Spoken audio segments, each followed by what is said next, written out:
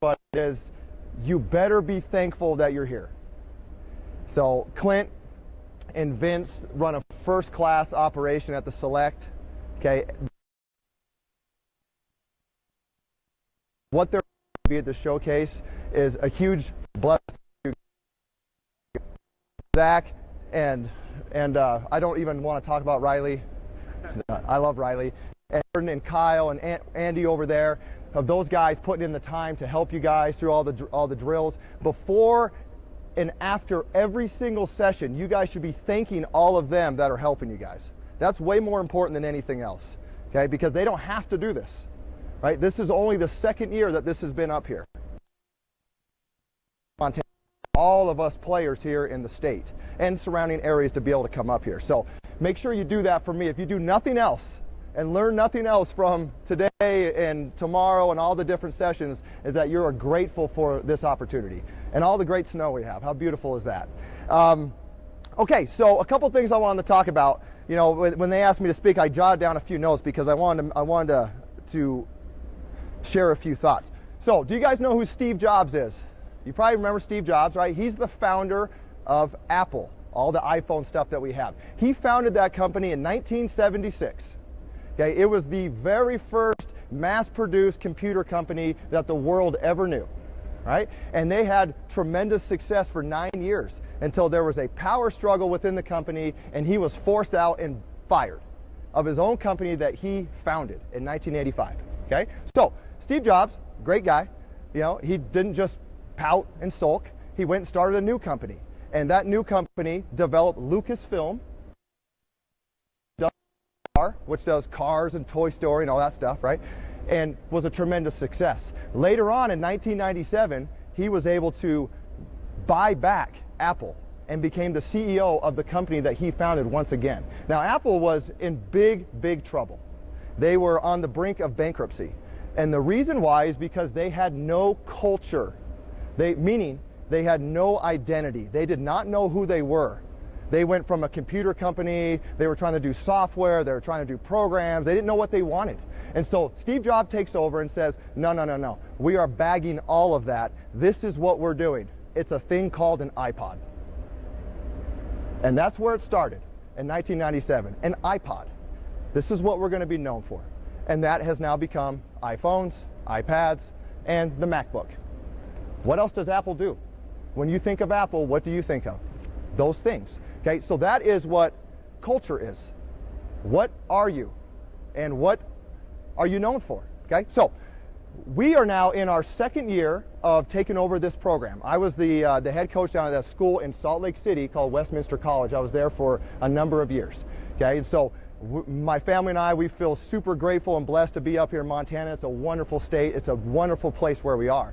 But the number one thing that we wanted to do when we took over the program is we wanted to establish culture. We wanted to create an identity for our program. Who are we and what do we stand for? And the two biggest things that stood out above all else is that we wanted to be a program of character and a program of toughness. Those are the two things that we wanted. Okay? All right, so I want you guys to understand something. Being a college player is not easy. It is extremely difficult in all areas. It is very tough. Now, the statistics show that less than 3% of all high school students have an opportunity to earn a scholarship at a four-year university. So take a look around.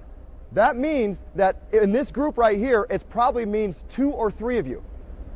That's what the statistics show. Okay? It is hard. All right, so it takes a tremendous amount of toughness to be able to be a college player. Okay, toughness.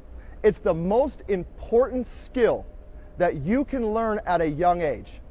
Yes, do you need to know how to shoot the basketball? Of course. Do you need to know how to dribble? Yes. All that's important.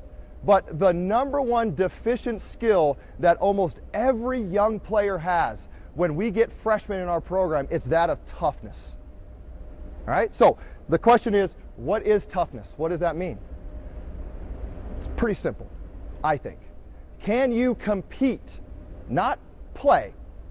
Can you compete every day in everything you do at a consistent effort? Meaning in the weight room, 3-on-0, no defense on the floor. Any type of competitive drill. Can you compete? Right? Most kids, the answer is no. It's no. They just haven't learned it yet. But it is a skill to be learned, that of toughness. Okay, can you be coached? Or, more importantly, do you want to be coached? There's a big difference. A lot of kids say, yeah, I want to be coached. But what do coaches, why are coaches even in existence? We exist because we are your champion in your corner. That's what we are. Our job is to get you to become the best that you can be. So sometimes that's not easy. In fact, a lot of times there's some hard days, right? But if you are tough, then it doesn't matter what happens throughout the course of a practice or a season, you will come back the next day reinvigorated to be better, because that's what tough players do. Okay? Can you bounce back? Can you be, because, hey, guess what? Sometimes coaches get in your face a little bit, don't they? You should appreciate that, because if a coach gets in your face, it means that he really cares about you. Now, some coaches use more colorful language than others, right? We know that, but for the most part, there's a lot of adversity. You lose games, you turn the ball over, you get pulled out of games, okay? You maybe get benched for a while. Can you bounce back? That's what toughness is, okay? All right, so a culture of toughness is what we want. It's what you should strive to have in your own life, right? The next thing, we talked about character. Another catchphrase that we have is that of a winner, right? A winner. Now, obviously, guys, listen. Do we want basketball players? Of course, man. There's a common phrase that you can lose with talent, but you cannot win without it. That is so true. What we look for, we love basketball IQ guys. We love smart players. We love guys that are skilled. We love guys that can shoot it. We love guys that are fast up and down the floor. Okay, we want guys that have good dexterity and can have good footwork and good hands. We love all that. That's great. We need that. But these things supersede those: toughness and character, or winner. Okay, so I'm going to give you an example here real quick of what I teach my teams. There's this phrase that we have that goes like this: there are no bad teams, there's only bad leaders. Okay, and I get this from one of my favorite books. There's a million books on leadership, million books. Okay, but I like the ones that can really apply to the players. And this one comes from this book called Extreme Ownership. And it talks a lot about, kind of the Navy SEALs training and stuff like that. So I'm going to give you a quick look into what happens during Hell Week of Navy SEALs. So Hell Week starts with about 200 prospective Navy SEALs, right? And after about 72 hours, the first 3 days, they have slept approximately 1 hour. They won't let them sleep. The conditions are awful. It's cold. They're in and out of the water. They're constantly wet. The sand is inside of their gear. It's chafing their inner legs and under their armpits. Everything is just raw, okay? The wind is blowing. You guys know what happens when it's windy. It saps your energy, okay? It is like the absolute worst time. 200 people start the week. By the time they get past the 72-hour mark, there's less than 50. The toughest, most physical, athletic muscle heads in the program are usually the first ones to drop out. What do they lack? Toughness.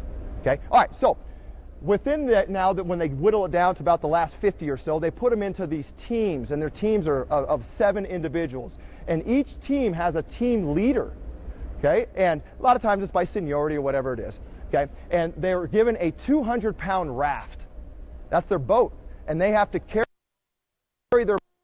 So they're running for miles up and down the beach, holding this 200-pound boat in unison, up and down. They're going over 50-foot sand dunes. They're going under rope obstacle courses, dragging their boat through it. Right? If they get a chance to sleep for 5 minutes, guess where they're sleeping? With their boat. Okay? It goes with them. So you can kind of imagine the scene. It makes basketball seem pretty fun, doesn't it? Basketball's pretty nice compared to that. So anyway, the instructors there during the Hell Week, they call in the leaders and they give them their instructions for their competition, because that's what Navy SEALs is all about. It's about competing. Okay, they're looking for the toughest of the tough, right? So they call them in. They say, all right, you're going to get with your team. You're going to go out beyond the surf. You're going to dump your boat, meaning everyone's out of the boat. You're getting back in the boat. You're going down the water for a mile. You're coming back through the surf. You're going over the 50-foot sand dune. You're back to the water. You're going to dump it again. You're coming back the extra mile, and then you come back to the finish line. You got that? Yes, sir. They run out to their teams. They sound the air horn, and they go. Okay, so every boat is black, and it's got this yellow Roman numerals on it so they can see who's winning, because it pays to be a winner. The team that wins gets to sit out the next race and rest while the other teams have to keep going. So it pays to be a winner, right? So consistently throughout the competitions, there was a boat that continued to win. It was boat number 2. Just kept pulling away. Everybody in that 7-team crew worked in unison. They had a great leader. They had great chemistry. They were rah-rah. They were all together. But there was also another boat that stood out. It was boat number 6, and that stood out for the wrong reasons. It was way behind. It finished behind everybody. So if you lose, you have to do extra, right? So they would bring in the whole team. They would rip them, colorful language, all that stuff, that Navy SEALs will do. And it's interesting because in the book it talks about the boat leader for boat number 6 was indifferent, wasn't really upset. His body language was giving off the impression that he was just given a bad lot. He just had bad teammates. They weren't strong enough for him. Boat number 2, they had the best teammates. If only he could have those guys. That was the idea. Okay, so the senior officer for the SEALs had this wonderful idea, and he brings his other officers together and he says, we're going to do an experiment. We're going to switch the team leaders from boat 2 and boat 6. So they call them in. They say, this is what we're doing. We're just switching you 2 guys.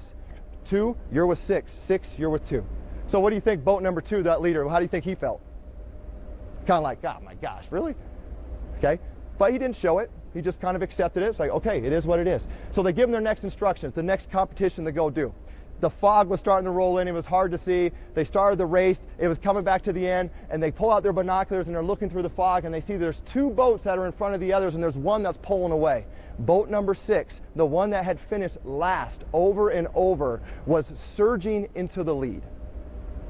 Boat number 2 was in second place. Okay? So boat number 6 ends up winning. Now, it's incredible because it's a wonderful lesson for me as a coach, and it's a wonderful lesson for you as a player. Where there are no bad teams, there's just bad leaders. Because what was the difference between the first race where boat 6 kept losing and the second race when boat 6 won? It was one person. Okay, so what does a winner do? Winners have this innate ability to elevate those that are around them, to get the most out of those that are around them, to be a positive injection of vitamin C or whatever you want to call it. Okay? They don't complain. They don't pout. They don't get outworked. They don't get outcompeted. Okay, so our catchphrase when we're saying on our recruiting board about the guys that we really want in our program, the top thing above all else, above IQ, above speed, above shooting is this guy a winner? That is the total embodiment of what a player is. Okay, so as you guys go now through the rest of this showcase, and you're put in your various teams and your various groupings, and as you go onto your high school season, keep that in mind, that a lot of times there are no bad teams, just bad leaders. Just bad leaders. Okay? It's a great lesson for you guys. So we are super excited to watch the rest of the showcase. We're excited to watch you guys throughout the rest of your seasons this year. Some of you guys are young pups and you're just starting. You got a long way to go. And what grade are you going into? Freshman. Awesome. You got some leadership to build. Are you going to be afraid that you're a freshman out here with some seniors? Are you not going to be a good leader? No, you shouldn't be. You shouldn't be. Take that opportunity to make yourself the best that you can be. Okay? All right, guys. So have a good, enjoyable evening session. This is a wonderful event put on by them. Have an attitude of gratitude, and we'll certainly be out watching almost every one of you this year. Thank you very much.